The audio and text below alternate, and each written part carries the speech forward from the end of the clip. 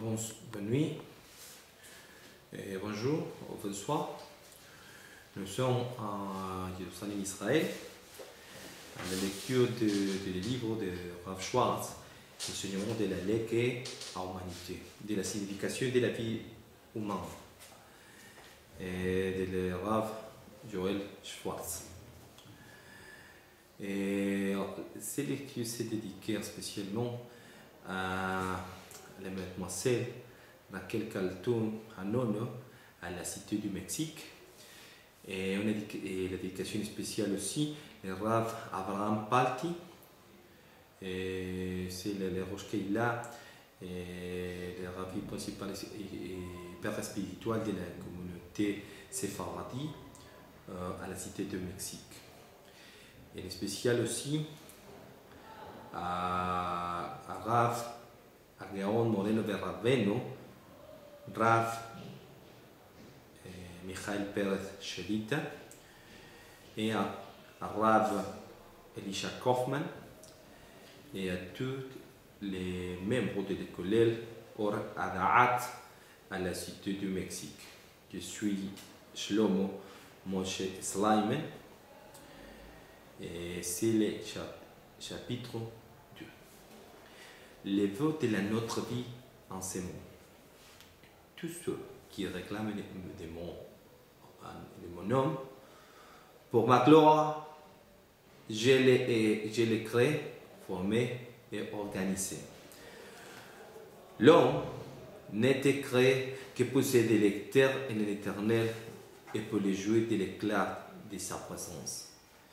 C'est ce qui constitue les plaisirs véritables des programmes des délices, les sentiers de l'étude.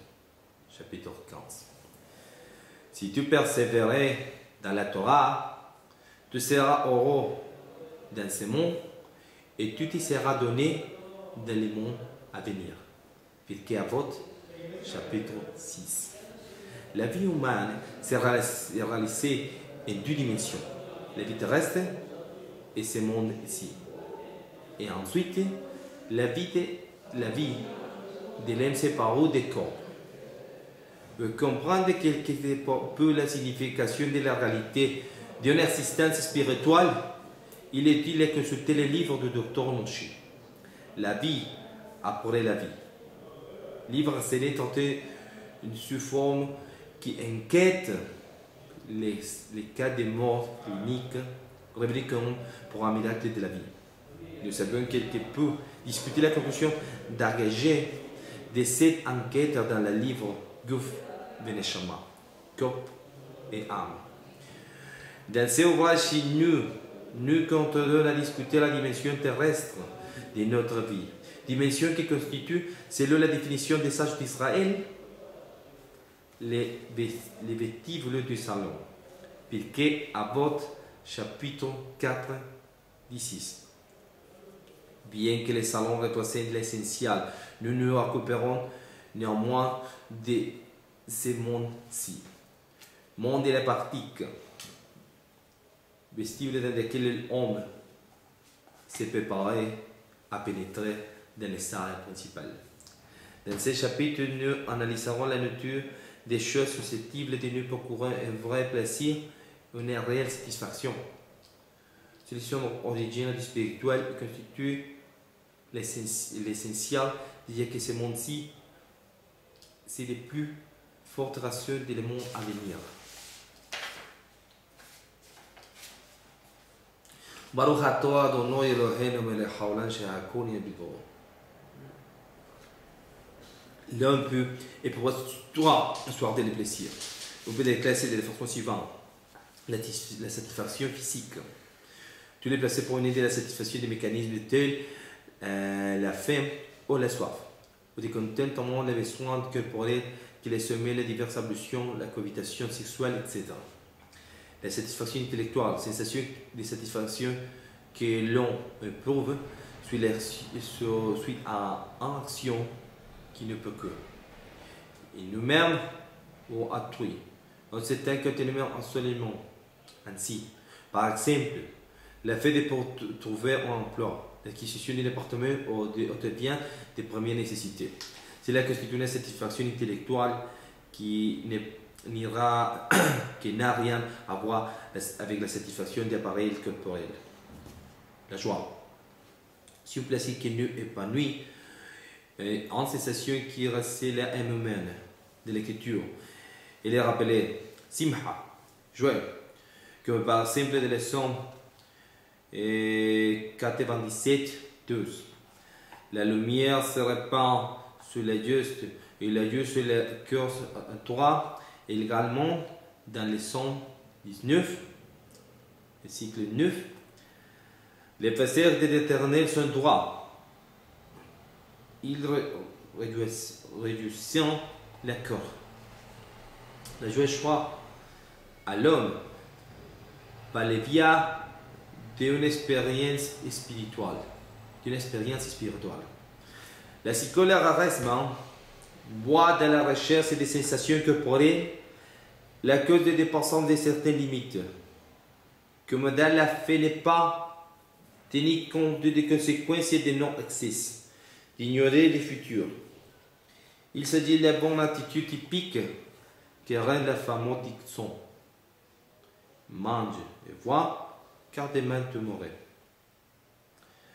Un tel soit des sensations qui n'existent chez aucune autre créature, uniquement chez l'homme. C'est la combinaison de nombreuses caractéristiques humaines de la fonction intellectuelle, émotionnelle, imaginative, psychologique qui provoque la prise des conséquences de conscience de moi. Il est possible l'expérience spirituelle sur les formes primitives qui les trouvent chez l'animal. En telle combinaison de fonctions est possible. L'expérience spirituelle exige une dimension supplémentaire à laquelle l'on seul peut accéder. Les trois aspects des plaisirs mentionnés plus sont apparentement à la distinction effectuée par les Gaon des villes. Dans ce que commentaire des proverbes de Salomon concernait les particules humaines. Et l'agréable, l'utile, les biens. L'agréable, le circulaire de la satisfaction d'esthésie due à l'excitation des systèmes corporels. L'utile consiste à la réalisation des choses que la raison accepte comme nécessaires et qui procurent la satisfaction intellectuelle. Les biens, ce n'entendons les biens véritables, qui est constitué par la réalisation de nos tâches spirituelles et qui ne peut que la sensation de joie. En considérant de plus par la question, nous constatons depuis les plaisirs accompagnés d'une expérience spirituelle. C'est que déclare même le philosophe Rabbi Bahia Ibn Barouda dans ce livre, Les devoirs du corps. Lorsque l'homme mange, à l'époque d'un plaisir parfait, tout à la dimension spirituelle quantique, au fait de s'alimenter. Car lorsqu'il prend soin de son corps, lui fournissant nourriture et boisson, lorsqu'il se préoccupe de sa santé, il accomplit en même temps une tâche spirituelle. L'Éternel nous a déjà confié notre corps pour veiller à sa conservation. Même lorsque l'homme mange, sans soucier de voir de veiller à sa santé, il éprouve dans sa conscience du plaisir spirituel. La meilleure preuve est la constatation qu'ont fait les psychologues.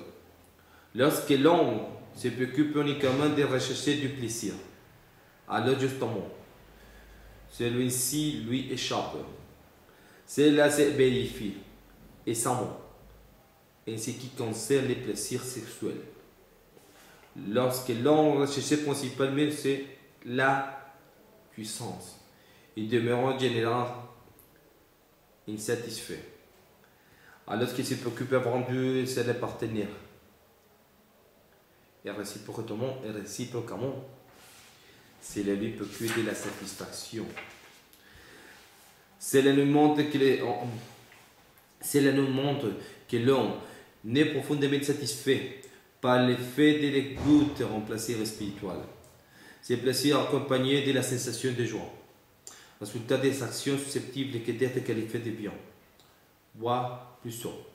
On était simple et donné par le plaisir résultant de la contemplation de la peau. Ce phénomène est particulier en genre humain. On n'a jamais vu, en effet, un animal se tenir ébahi devant la beauté ou le paysage ou devant d'autres jolies choses. L'expérience de vos spirituel et sa racine est située dans les âmes humaines.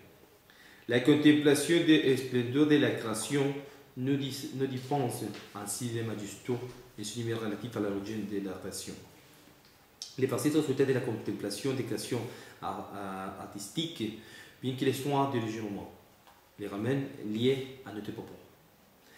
Dans ces cas, nous reconnaissons aussi bien qu'indirectement les grandeurs des créatures de l'homme et que nous devons l'œuvre artistique. En tout cas, nous possessions davantage la beauté de la création à partir du moment où il y a lien entre le monde et ce créateur.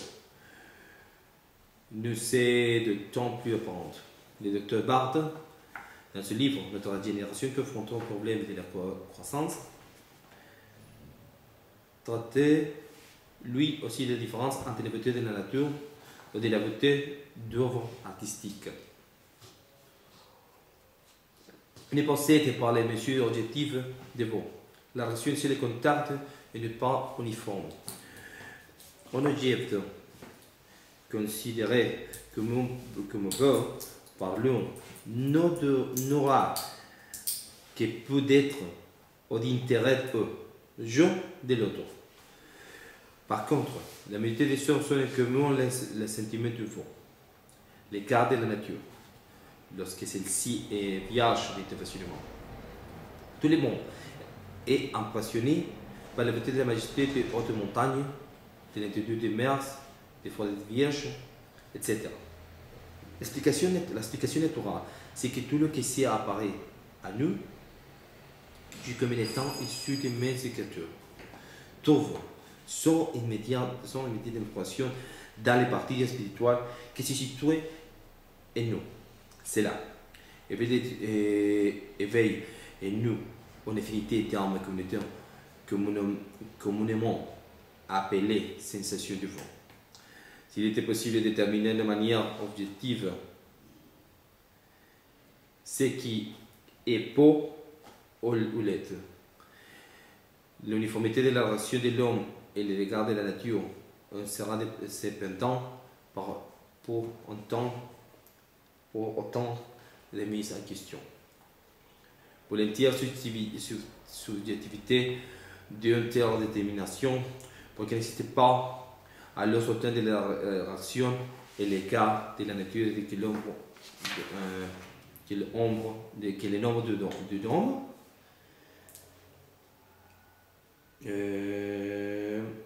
pour qu'elle n'existe pas alors autant de réaction et l'écart de la nature des nombres de nombres. L'effet de l'homme n'est pas différent des situations sociales comme l'éducation différente,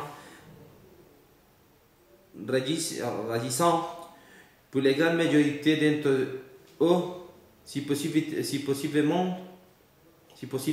positivement à l'égard de la nature, comme s'il venait d'être créé et commenté dans l'écriture par les vers suivants. Dieu créa l'homme à son image. Cette explication apporte elle-même quelques lumières quand la signification que ces vers est si difficile. Le docteur Viktor Frankl parle également dans son livre L'homme à la recherche du sens de la sensation du beau imprimé dans l'âme humaine. Bien que ces questions soient différentes de celles du docteur Barthes, à mesure qu'on augmente la vie intérieure des passionnaires, il devient sensible à la beauté des arts et de la nature telle que jamais il n'est l'était auparavant. Lorsque ces sensations particulièrement intenses, il en arrive même à oublier l'humanité de sa vie. Si quelqu'un avait pu voir le visage de ces passionnaires qui, lorsque fait d'Auschwitz, en un camp bavarois, complètement les montagnes de Salzbourg, dont les sommets scintillant dans les lumières du cocher du soleil. Ceci avait les fronts alternants des parois du wagon. Il n'aurait jamais pu croire que ces visages-là étaient seul l'homme argent abandonné tout espoir de liberté. Malgré cela, entre précisément à cause de cela, il était captivé par la beauté de cette nature, dont la vie ainsi longuement était privée. Il rêvait réellement dans les chambres où un passionné avait la conscience de son frère et de la beauté de l'arbre, lequel est l'imitation printanière ou automnale. Ceci dans la forêt même, où nous étions qu'une tour bâtir, c'est que tu avais une énorme fabrique de munitions. Un soir, alors que tout le monde était allongé à main le sol, fatigué à mort, les bœufs souper d'aliments, on dépressionné, fit irruption dans une autre baraque. Nous pouvons sortir sur le terrain de rassemblement de voir les couchers du soleil.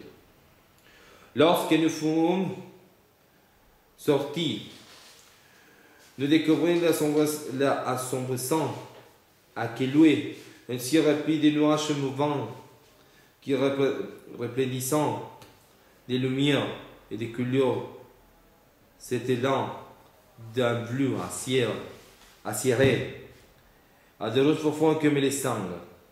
La glissade d'une misérable cabane, qu'un instant singulier monte, avec la vivacité des couleurs, au milieu des beaux terrestres, nous était passé vraiment révélé dans la splendeur du ciel. Et après quelques minutes, en temps d'émotion, les prisonniers se diront l'une autre, comme la terre doit être bonne à vivre.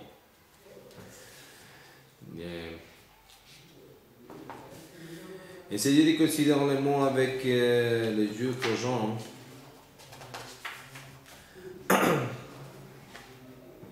Et joie du monde à la sensation des questions qu'autour lui enfant, dont chaque fleur, chaque fruit, chaque étoile paysage de sensations. Il reçoit tout de la même main du créateur. Chaque lampée, lorsqu'il a fait chaud, chaque étreinte de peur, lorsqu'il est ferme, rempli de profonde gratitude à l'égard de celui qui lui dispense toutes choses. Celui qui est reconnaissant au Créateur pour la magnificence de ce monde en soi, l'œuvre de Dieu dans toute la création et dans la recoin de la vérité. Merci beaucoup de la Yeshiva de Bar Yerushalayim et merci beaucoup à l'Arabe, à Gaon, Rav Baruch Horowitz. Au revoir.